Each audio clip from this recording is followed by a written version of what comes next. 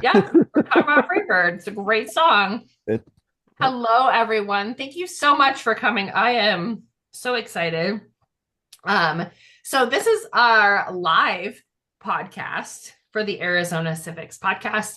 I am Liz Evans. I am the program director for civic education and outreach at the Center for American Civics. And today we have a really special episode because we're celebrating the power of civics education and the incredible teachers who bring it to life across the country. Civics isn't just a subject, it is the foundation of our country.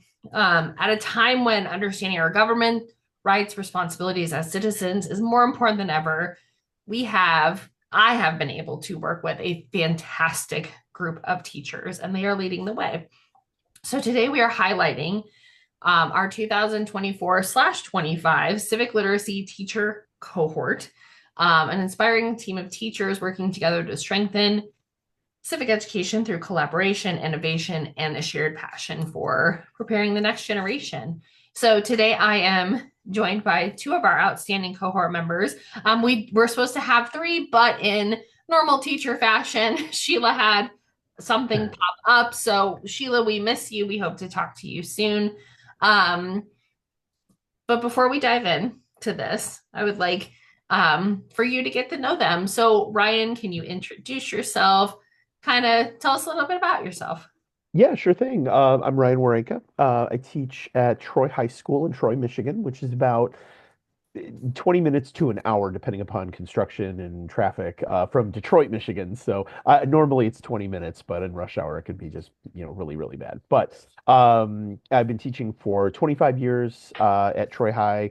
This is, it's a great place to be. I teach AP US government and politics right now all day long. So cannot escape American government and civics. And then in the fall semester, I also teach an AP comparative government and politics class, a couple of those sections where we study six different countries and their models of government. And I do a lot of advocacy work for the National Constitution Center, for iCivics, for a lot of different Retro Report, C-SPAN, lots of different civic education organizations, and was very, very pleased to be able to help Arizona State's Center for American Civics. I think it's just such a great opportunity to help and create curriculum, and with a great university and a great center.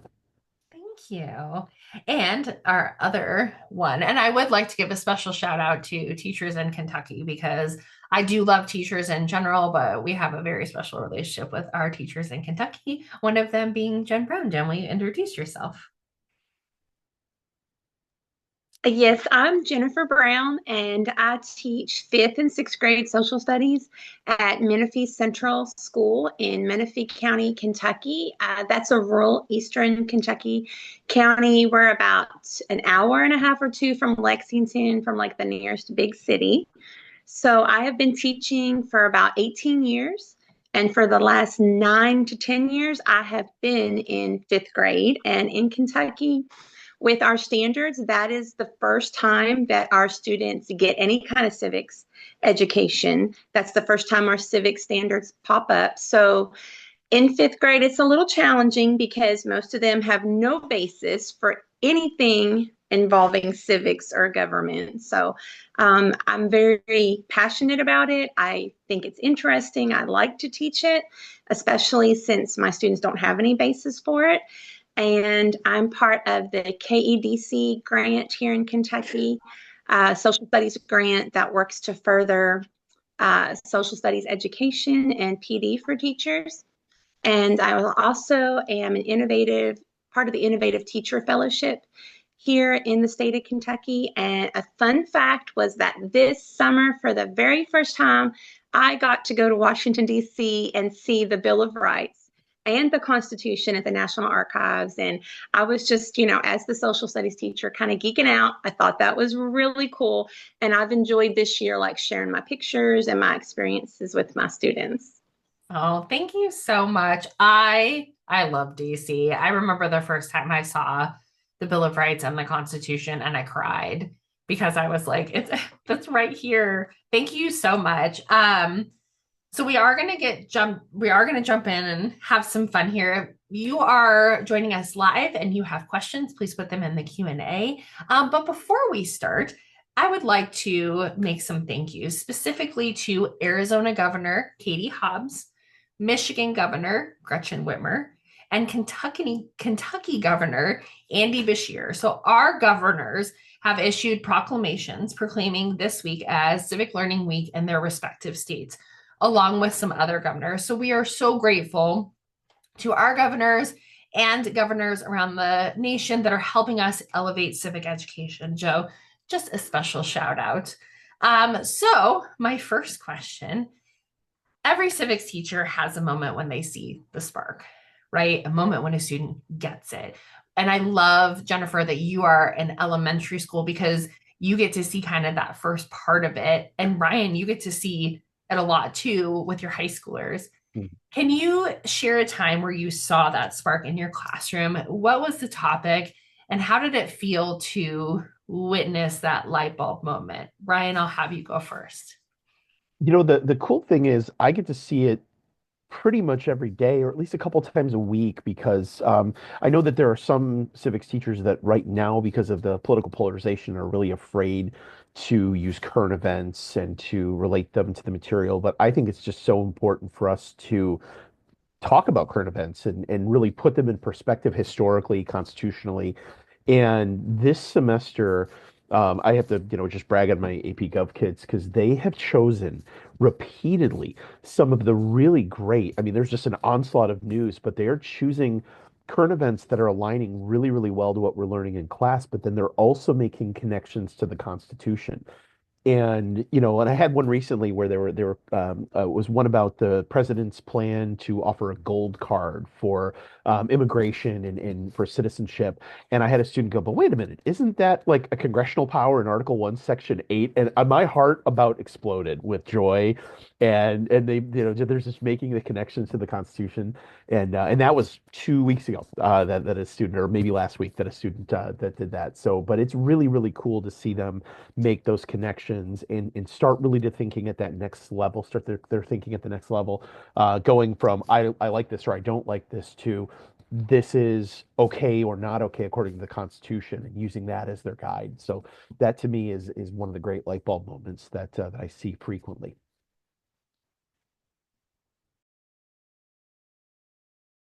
Oh my gosh, you would think after so many years being on Zoom, you would know to unmute yourself. I love that for high school, but Jennifer, what does that look like in your fifth grade class?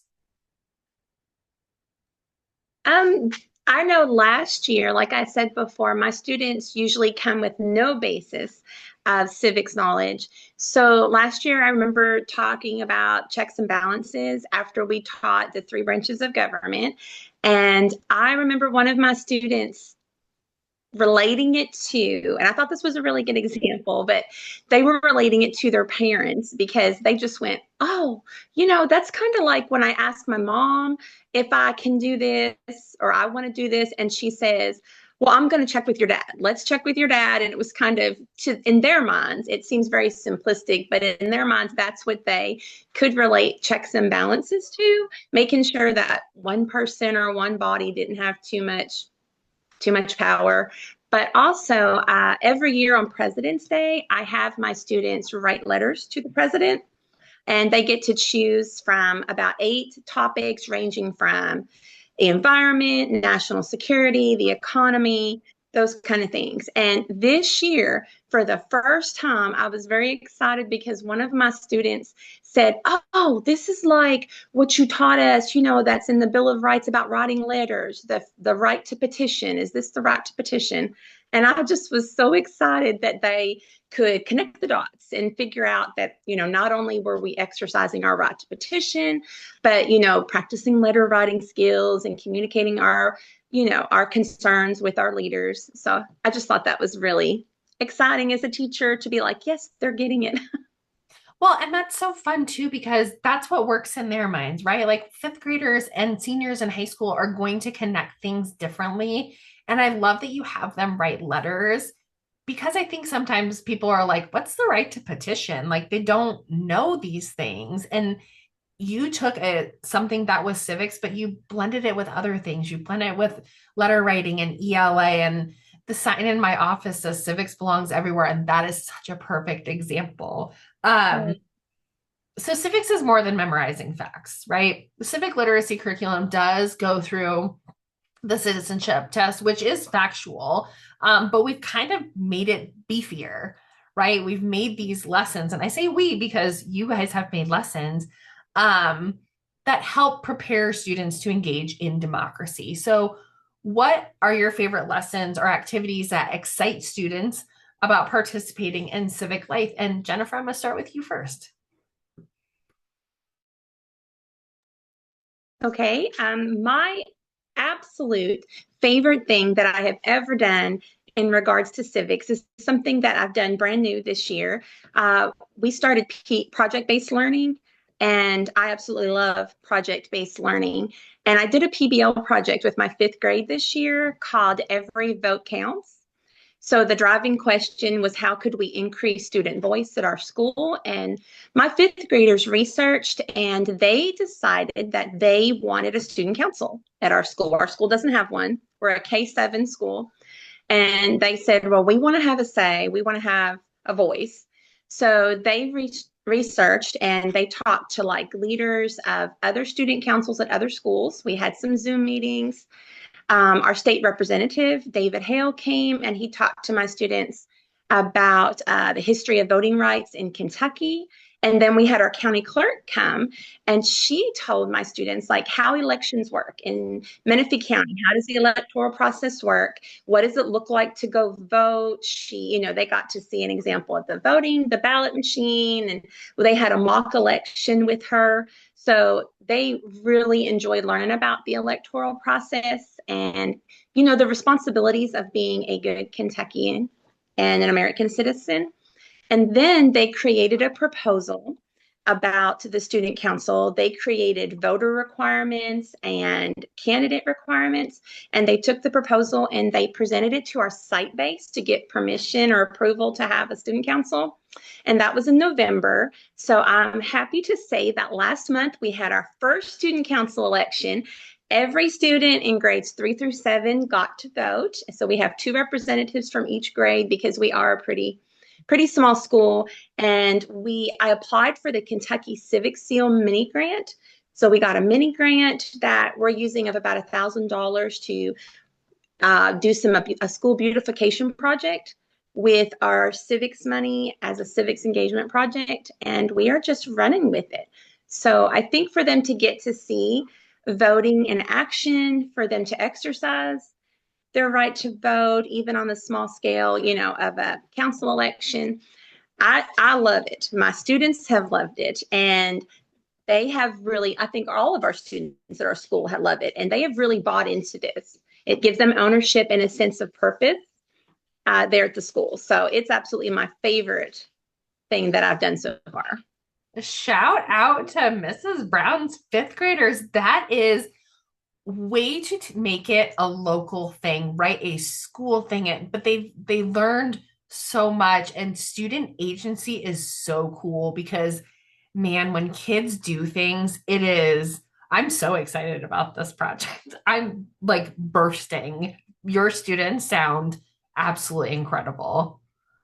And they really liked it that we did this in the fall. So it mirrored and kind of tied in at the same timing as the presidential election. So we had talked about primaries and general elections, and it really got them excited about the presidential election. And just like he had said before, Ryan, about current events, what's going on, and that everyone has a responsibility as citizens to have a say and to make your voice be heard. Oh, I'm gonna like float after this webinar slash pod. This is why I love teachers so much. I am over the moon. Ryan, what about you? I don't know how I could possibly top that. So that's pretty fantastic. So, all right, I'll do my best. So there are a couple of things that come to mind. One, with engaging students in democracy, trying to make connections, especially with founding documents, I think is really important. And, when you're doing, what are the perceptions of the founding generation? And I think, statues, and these are a bunch of, old dead white guys, and how do we make them relevant? And A lot of times I'll ask them, how many of you have actually read the entire Declaration of Independence? And you'll get maybe one or two students that have. And so I chop it up into six different parts, put them in six different groups, and have them really deep read and analyze the document. So one of the first things that we do is, what are some of the keywords that are jumping out at you from each section? And then take what is written in this section, rewrite it in your own words, and then we'll share it out. And so then I have them share out what are your keywords, and then kind of what was your summary of what he's saying in this section, rewritten in your own words.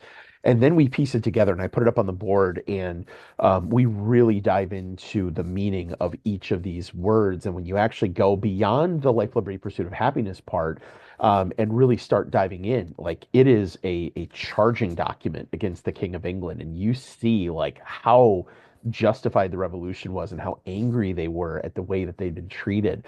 And one of the running jokes is the Declaration of Independence. It's kind of like a Taylor Swift song. She was wronged, and we were wronged by the king, and so there we go. Now what I'm going to throw a curveball at him this year is I found two speeches from the king from October and November of 1775, where he basically said, fine, we don't want you anyway. So it's going to really change the perspective of, well, we're about to do America 250.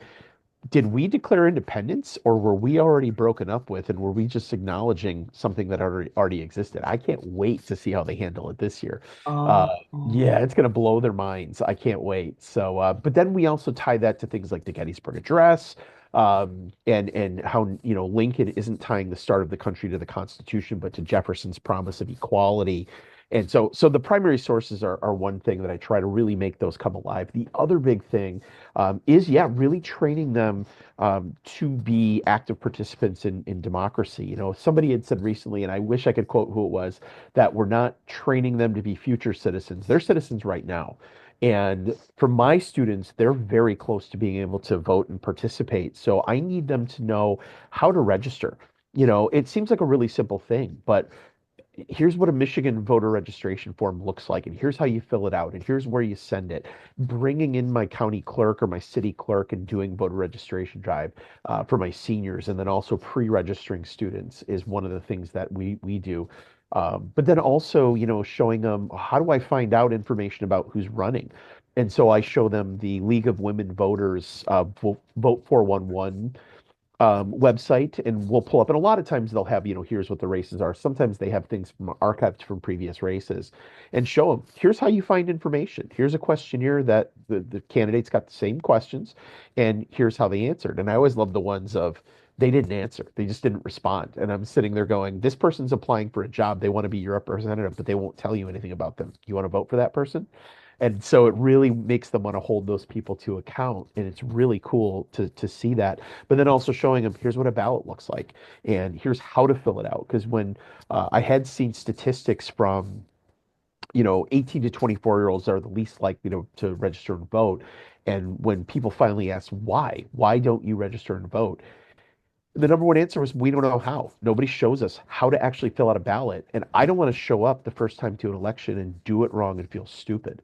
And so I have them walk out of there knowing how to register, and hopefully registering, how to find information, and how to successfully vote. And how they vote is entirely up to them. I want them just to be able to know where to find information and how to participate. So that to me is a really big thing about engaging. I absolutely love when I show up to the polling place on election day and I see either my students in line waiting to vote or working at the polls, or I get updates from them with their little "I voted" sticker. I had a couple of my former students work in politics. We have one of Governor Whitmer. One of my former students was on her staff when she ran for reelection back in 2018, and she's now the chief of staff for one of our high-profile state senators. And so it's so cool to see students from my classroom doing really great things in politics and in government. So the quote can be attributed to Allison Cook from Generation Citizen Thank on you. the podcast that I just did with her, because Excellent. when we did our pre-interview, she said that they are not citizens in training. They are citizens now. It hit me so hard in the chest because, Jennifer, I'm thinking about your fifth graders, right? They are citizens now. Voting doesn't make you a citizen. It's being a part of your community. And it's So powerful. So if you have not listened to that podcast, it actually just came out today, and Allison Cook from Generation Citizen is amazing. Yes. I love that you talk about primary sources too. I do want to do a quick plug. One of our amazing professors, Dr. Luke Perez, has something called the 3-sentence summary. I will link it in our podcast notes when this comes out, or you can just search it on our ASU Civic site. But I love that you're like finding more primary sources, right? And the Taylor Swift comment kills me, because now I'm like, that would be a really fun project, is to take this and to take, these letters from the king, and what would this look like in a Taylor Swift breakup song? Because that would be so interesting. So interesting. So we're talking about this like amazing stuff. Teaching civics, honestly, I did it for 17 years and I loved it. But sometimes it can be really challenging. It's also gratifying, but it's challenging. So we're talking now to people, the next generation of civics teachers. If you could say one thing to the next generation of civics teachers, what would it be? And Ryan, I'm going to go ahead and start with you on this one. All right. So as a literal graybeard, I mean, for those of you watching the webcast, you can see it. It's really frightening. And I like to say it really started coming in about, 2016. I started really, yeah, but anyway, neither here nor there.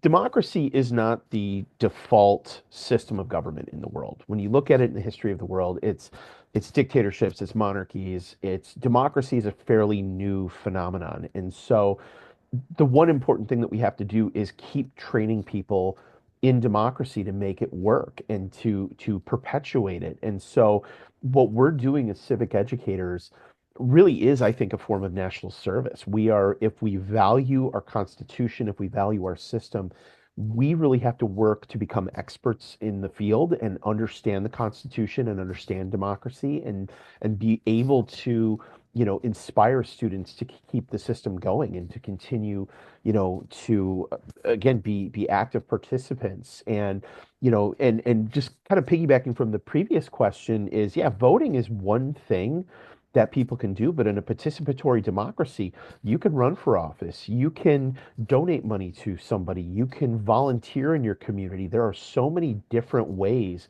that people can give and serve. It reminds me very much of Professor Robert Putnam and his idea of bowling alone and needing to form social capital. And my students are so sick of me quoting social capital, but Bob Putnam would be proud. I know he would be. But it's every time I get him into groups, hey, let's form a little social capital, let's make connections. But being able to talk to people, being able to network, I mean, those are things that we need to do. So for young civic educators or newer civic educators, take advantage of every opportunity you can get to come into a situation like this and work with great civic organizations. They're going to give you resources. They're going to help you to learn how to train the next generation. And the work that you do really matters, and it's really important for your students and for our country. Jennifer, what about you? I would just say that teachers should never underestimate the power of their influence. Civics, I know, can kind of seem overwhelming when you're just getting your feet wet in it, but you're not just teaching facts. I know that's what it seems like. But you are shaping our students by helping them understand their role in society, in their towns, in their cities, in their counties, in their state, in their country. You are helping to inspire and empower students to be thoughtful citizens.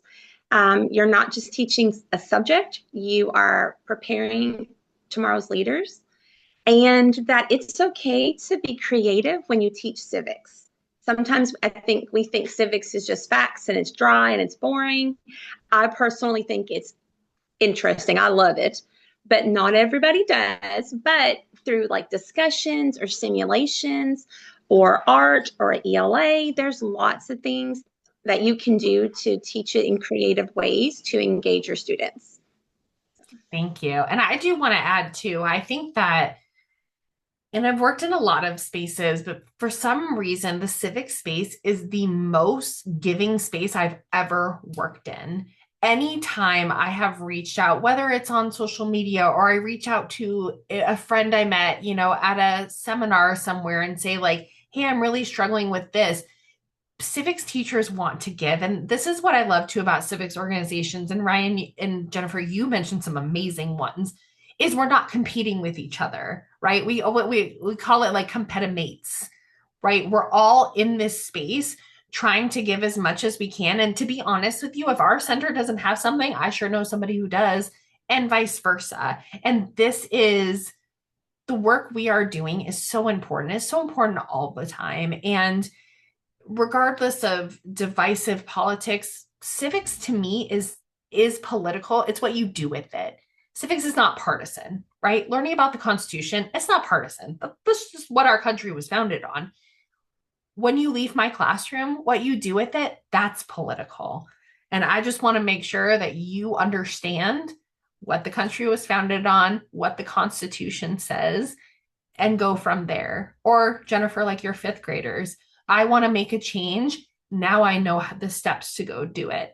So we're on our last question. So I do want to invite, if anybody watching has questions, please pop them in the Q&A. But being a part of this civic literacy cohort means collaborating with passionate educators nationwide. And actually, one of our educators is American, but she's working in Japan right now because that's where her husband is. What has been the most exciting or rewarding part of this experience for you? How has it influenced the way you approach teaching civics and designing lessons? And Ryan, we'll start with you. All right. One of the really fun parts of this, I mean, there were so many good parts to it. I loved that our high school cohort had pretty frequent meetings, and we would over the summer and a lot of times we would accidentally tag Liz on this and say, "Hey, we're going to meet this time," and I think for one of them you might have popped in. But it was really cool to get everybody together, and we were looking at all the various topics, and it was such a great thing where somebody created a Google Doc, a rundown of all the topics, and we, each said, well, hey, like I really have an interest in this, or I have expertise in this, or I have a really good lesson that I'm willing to share on this, and we divvied it up, and then we just hang out for a little bit and chat and get to know each other, and everybody kind of came to that cohort with different strengths and different passions, and I think together, one of the other great things that we got to do with this fellowship was to look at other people's lessons and critique them and make them better. And also, I loved looking at one of our high school cohort guys, Kevin, had some really creative things, and Belinda had some really creative things. And so I, as a teacher, go, oh, that's a great idea. I never thought of that. And so then that's something I can incorporate into my own lessons. And then getting feedback on what I had created from people that I've gotten to know and respect. And again, it just makes me a better teacher. So I'm always a firm believer of you really always need to be improving, and that, what's one of the cliches, iron sharpens iron, right? So you've got some of the best civic minds and really dedicated educators from all over the country. And we were all just happy to work together and really try to produce a really good product. I loved. So we have four different teams essentially. We had our early childhood team, our elementary team, our middle school, and our high school team. And for me, it was fun to see your lessons, because then it was like, I want to go back in the classroom and I want to try this and I want to do this. And Jennifer, with yours, it was like, I want my daughter to be doing this. Like, I kind of want to go back to her elementary school and be like, look at all these lessons. What about you? I've really enjoyed being part of the cohort. It was an incredible opportunity for me to grow as a civics educator and to collaborate with some other educators. I really appreciated that we were taking these lessons that were geared probably more towards college age, and we were making them applicable to like third through fifth grade. And like I said, as a civics educator, there's not a lot out there for elementary school, because when we think civics, we think sometimes middle school, but almost always high school or college level. So there's getting to be more, but there's really not too much out there for elementary schoolers. So I really appreciated that, the work that my fellow educators were putting into this. But I think what I enjoyed most was actually peer reviewing the lessons, just because you get so worried sometimes about making your own lesson. It gave us an opportunity to stop and just enjoy and look and see what our fellow teachers had created. And they taught things, they prepared some lessons in some ways that I would not have ever thought to do. So sometimes when I read them, there would be vocabulary words that they would pull out and want to teach kind of as a like a pre-activity Mhm. that I would have never thought to teach. Sometimes it was, let's teach this in a way that's more creative. And there was one lesson where they were doing the different houses of Congress and all the requirements for being representatives and senators. And they were having the students do artwork to illustrate it. And I wouldn't have went there. I wouldn't have thought to do that. Like they were having the students create a graphic organizer and create this poster to explain that. And that was a way that I have never taught that, but I think that would be a really good and engaging way to do it and make it really stick with the students. So I really enjoyed just peer reviewing, like I said, and getting some great ideas on how else to teach some of these topics, because sometimes it's hard to, as an educator, to think, okay, how am I going to teach, the three branches of government to fifth graders in an engaging way that's not boring. So I really appreciated that as an educator, not just working, but also being able to get some stuff that I can use. So That's awesome. So we do have some questions. So Jennifer, I'll start with you on this one. So Allison Cook, oh Allison, hi friend. She asked, what sustains you to do this critical work to support young people? Jennifer, you want to start on that one? What sustains you? I think going back to the aha moments and seeing my students get interested in it, have their own aha moments really makes you motivated as an educator to see your students enjoy it and to not think it's boring any longer, because usually when they come to social studies class, they think it's just facts and they're not really interested in it very much. So to see them enjoy it, though, really sustains me. I really want them to be as passionate as I am about social studies. So, and just giving the opportunity to know that you are, like I said before, helping your students become better citizens in the long run. I love that. Ryan?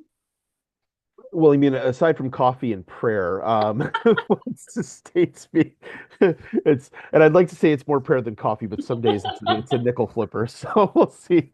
So no, I think, yeah, kind of this along the same lines. The I really, really love this country, and I really believe in the Constitution, and I really believe in our system of government, and um, I think it needs to be taught and taught well. And I think that is really what sustains me every day, is wanting to go in and do my little part to really make sure that my students understand how to participate and that they feel compelled to participate. And like I'll let them know, some of the cliche things. One of them would be like, the government is a reflection of us as the people. And when we watch like, some of the behavior that we see from political leaders, I said, that's the mirror to us. Are we like that? Or do we want them to be more like the way that we are in this classroom? And thankfully we're not like them. We're very civil, and and like this is what we need to be. This is a serious country. We need to be serious people. And so getting them to understand that, and then to be passionate, and then to want to hold our leaders to that highest standard, that's really what sustains me. I think where some people would say our system is very broken right now, or at least again, there's so much polarization. I think my job is to help try to fight through some of that and teach that civility, and teach love of country, and love of our system, and then that sustains me. That I know that's the fight I fight every day. I jokingly tell my wife a lot of times I'm going to fight, the good fight. I'm going to go fight the oligarchy of the stupid, and preserve democracy. And some days it's like, No, I can't say this one. Never mind. I'll tell you off. It's one of my funny Okay. jokes. So it's like it's fighting the hot place down there with a squirt gun some days. There we go. That's the way I can say it. But no, I think it's important for us to do that. So that sustains me. And then working with groups like this is a way I can take my passion and move it beyond my own classroom walls. And I think that that's like, I'm an answer at this too. There are days where I wake up and I'm like, well, another day to save democracy. And I joke with myself because I mean, I started teaching in 2003. It's been hard since then. Like, this has never been easy. But I think that when I was a teacher, it was the people who helped me as a teacher. So now that I'm out of the classroom, this is why I do what I do is seeing teachers try new things and do new things and say, oh my gosh, I did this and my kids really loved it. Or, my daughter is an eighth grader, to hear her come home and some of the things she talks about in class, like I'm bursting because I'm like, this, I think sometimes all we see is the negative, but when you really pull back and look at it as a whole, there is so much going on that is so cool and so amazing. And I mean, this is why I do what I do, and I get to work with teachers, and I probably have the best job in the world. But to go with that, then, Carolyn Kruger is asking, she runs a nonpartisan organization that engages youth in developing their knowledge, skills, and agency around voting in elections, but principals often are hesitant to let teachers participate because they're afraid it will automatically become partisan, contentious, even though it's designed not to be that way, especially with parents. What kind of advice or what would you say to those teachers and parents? Ryan, do you want to start with this one? Yeah, sure thing. And it's really sad that is a perception. I know somebody recently said that their school district will not let them come to the National Council for the Social Studies Conference next year because one of the themes is controversial. It's democracy. And I know it just I mean my head partially exploded when I read that. I'm like, what?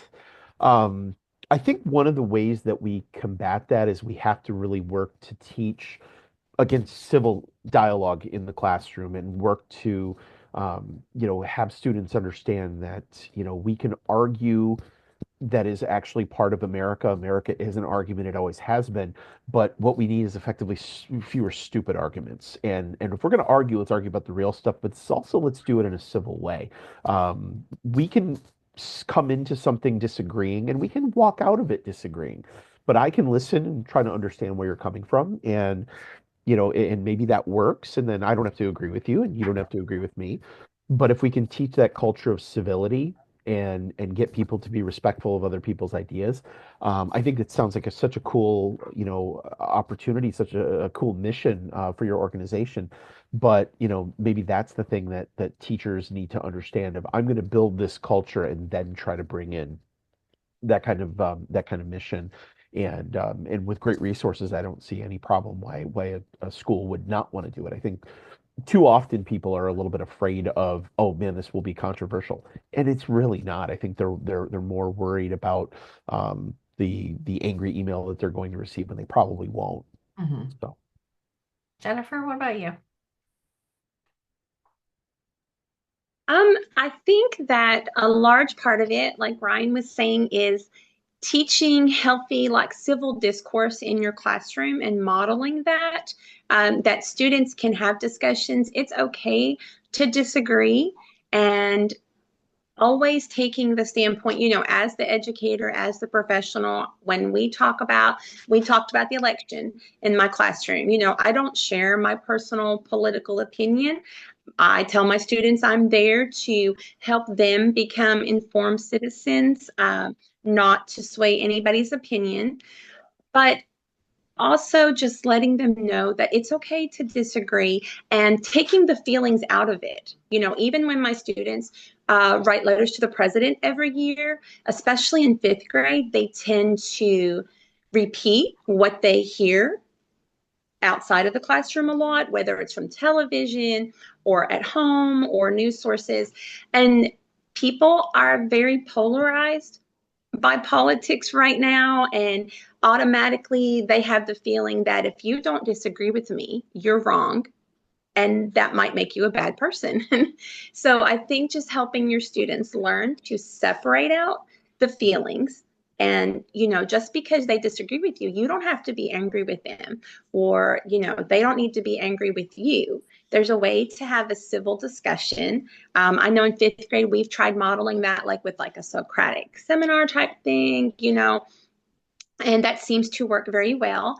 And if ever in doubt, I think that if you can get your administrators on board, if you know that you're going to be teaching something that might be what you worry about parents would say is controversial, is, even just having discussions about politics in general, parents tend to get upset when they don't know.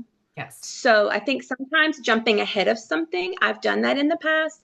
I've sent an email to my principal being like, hey, we're going to have this discussion about the election. And I just send a letter to my parents or post a note on the class dojo or whatever. Hey, tomorrow we're going to be writing letters to the president. Just know that this will be, it's a neutral ground and everybody is free to write about the issue in a way that they feel. But just know that our classroom is a safe space for everybody to express their opinions, you know.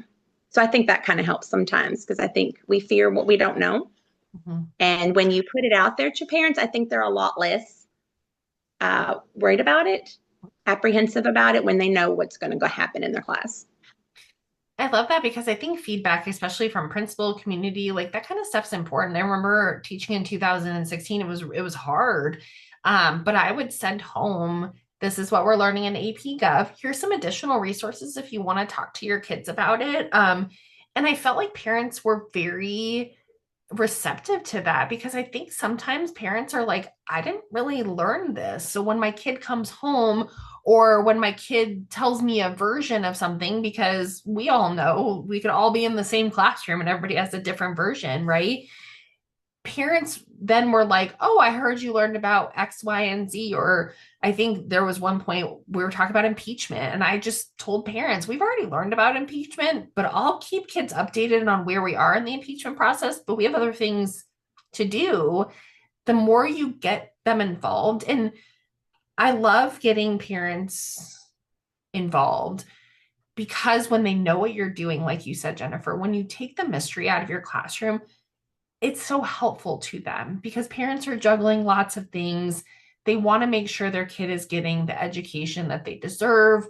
And they are, I would always say, it's a triangle. It's parents, it's teaching in the school, and it's the community. And all of us help the success of we all have the same goal. So how can we best get there? Gina, excuse me, I am going to ask your question. So Gina Roberts has a question. I really want to touch on and Ryan, we were kind of talking about this earlier. When a generation of students communicates in a digital world, right? So what I am seeing a lot on lots of social media is, well, you're stupid because you believe in this, or you're, this name calling and this really quick judgments. And I think Jennifer, you said too, like this just shutting off. We disagree, so you're wrong. How can we encourage more civil discourse outside of our classroom? Ryan, I'll have you start on this one.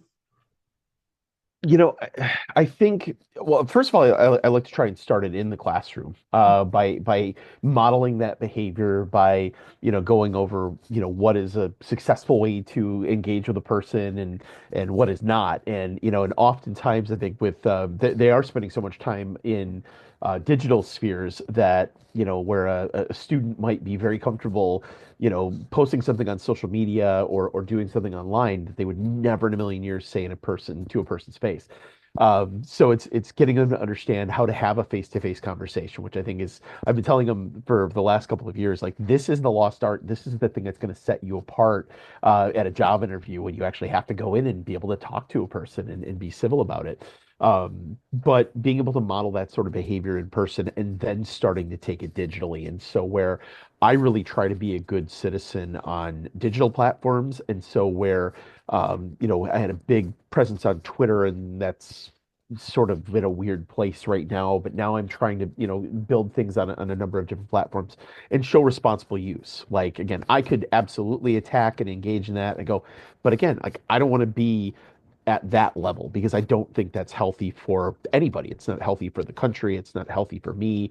Immediately, if I start doing that, I'm going to lose half the people when I post something.